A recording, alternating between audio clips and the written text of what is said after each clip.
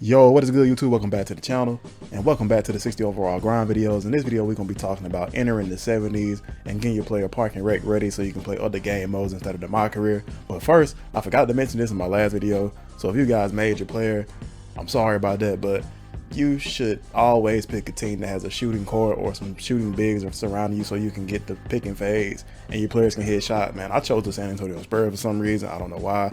I always pick bad teams to get put on when I'm doing the MyCareer. So I picked the Spurs, man. As you can see, I don't really have any shooters surrounding me. My best player, probably shooting wise, probably Doug McDermott, and he's on the bench. Josh Richardson can hit open shots and stuff though, but it's not the ideal situation for a 60 overall grind. When you're doing a 60 overall grind, you want to have big men that can shoot so that you can run the pick and fade, because the pick and fade is pretty much the main way you're going to get your playmaking badges, and addition it to other, wing players that can shoot. But the pick and fade is like the mandatory way. Like, it's the most prominent way you're gonna get your badges, your playmaking badges. But moving on to actually trying to enter the 70s, I'm about to upgrade my mid-range. I noticed that I was open for a lot of mid-ranges and I couldn't really hit it with that 50 something. So that still leaves us at 69. And we're about to get into the basis of what you're gonna be doing on the MyCareer when you first start playing your first few not part game, but MyCareer games. They don't allow you to just rapid fire MyCareer games like that. You got to play through the quest a little bit, so you're gonna find yourself walking between these same few points, well, walking or skateboarding, or if you have any VC, you probably don't even need to be watching the video if you have VC. So I doubt that you had the VC to purchase something that's faster than a skateboard or walking. So yeah, you're gonna most likely be walking or skateboarding to these couple different points, mainly the front office building, which is right there by the stadium. It's all in pretty much the same areas. Like the little one area is called One Plaza, something like that, man. It's called something like that. But yeah, this is looking kind of in the future. This is me, future me. I ain't gonna show y'all my overall and stuff yet, and what all I got. But like, you can see I got tattoos and stuff now on my player. So, and you see like the quest is kind of done. But this is the front office building. This is where you're gonna be walking at most of the time, and you're gonna be alternating between that and the plaza. And they got the corner store like right there in that area. That was the place I was just in talking to the little NPC and stuff like that. But you're gonna be pretty much just walking back and forth there. Then after you go to these particular destinations, you can play the MyCareer games.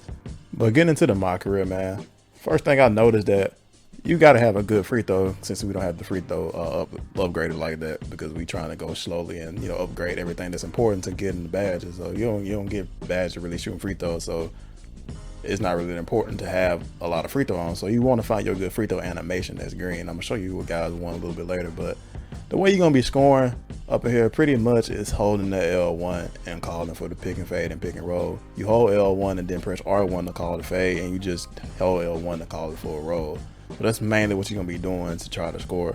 And I did find alternative methods to score, more effective ways to get certain badges and certain points on certain categories and stuff like that. So we gonna come with videos directly for those particular categories, specific to them. So we're gonna show you guys those later on. But right now I'm just showing you guys what you're gonna be doing when you first get out there, kind of like experiment with the game, trying to see what you can do with limited skills and attributes and dribble moves. I have no dribble moves on for real, so it's kind of hard to cook up and get to the rim. So I mainly be calling the pick and fade. I did go up and y'all see me get a few and ones and stuff like that, but that was only because I was just trying stuff. But it's not too consistent. You're just trying to get mainly playmaking badges when you start. So that's why I'm upgrading my ball handle a little bit, and I'm trying to get some dribble moves. So I'm gonna just get like anything that I see that's pretty much like stand still, not anything that's like kind of moving too much side to side, because we don't have that much stamina. We don't have the handle for days, so we don't want to be going too crazy out there with the dribble move. So we're going to equip these right here. Now these are going to tie into my dribble moves when I get a little bit better too, so there's a few of these I'm going to keep. Moving on to that free throw, man, showed you guys that I was throwing some throws. You don't want to leave points at the line, so a good free throw is Zach LaVine. I don't know what's taking me so long to find it. I'm just sitting here looking at stuff like I'm not going to go pick Zach LaVine, but Zach LaVine free throw is cash. You can cash it with 50, but you just gotta time it every time, like perfect every time, bro. But you gonna hit it though. It's a very easy free throw to time. To me, it's the best one in the game. Anybody can get it, because I have it on my center rebirth build I've been working on. So pretty much anybody can get it. I think anybody can get any free throw. I don't think free throws are limited to builds and heights and weights and stuff like that or whatever. But yeah, you can get that. But we back into the MyCareer. I'm playing against the Timberwolves right here. And I really wish I did like go to a team that had a shooting bid, but Jakob is pretty much doing me. You know, he's doing good right now, getting doing the pick and roll and stuff like that. I'm getting to the rim. I'm surprised Rudy Gobert wasn't, you know, blocking everything, but he kind of playing like he playing in the FIBA tournament right now. So he ain't been doing too much. We've been kind of trying him, man. We've been going up over him. I've been dishing it down low to Jakob, trying to go up over. He's been dunking it. I've been dunking it. So I was kind of surprised, and I'm not playing on a low difficulty, but this is one of the things I noticed though when I was in my career trying to find some method to score. Big men never step out to the three-point line when you switch on them, and when you set a screen in the corner, they always follow the guy that you set the screen for. So those are two non-conventional ways that I found that work every time to get you an open three-pointer. So if you're trying to mix in and get some three-pointers with that finishing and playmaking you're trying to go for, that'll work perfect, man. It works almost every time. Pretty much every time though. You just gotta, when you call for the screen, you really gotta, you know, space out to where you can get the big man to rotate on you. If you're like doing it too close, like he'll just stay like on whoever the center is setting the screen. So you just gotta do it that way, man. They never step out there. Like, look at him. He didn't even, like Naz Reid didn't even try to get out there, even though I slightly early did. It's like no whites never go in, but it went in that time. But I was just so open. Got me a block right there. I was really surprised at that chase down. I was hyped when I got that on the mic. I was like, oh man, I got the chase down. The chase down barely worked, man. But I got one right there. Calling for that screen and fade with Zach Collins. Zach Collins pretty much hits all his screen and fades. So I said, man, it's imperative that you get a big that can shoot, man. Like, it really helps, bro.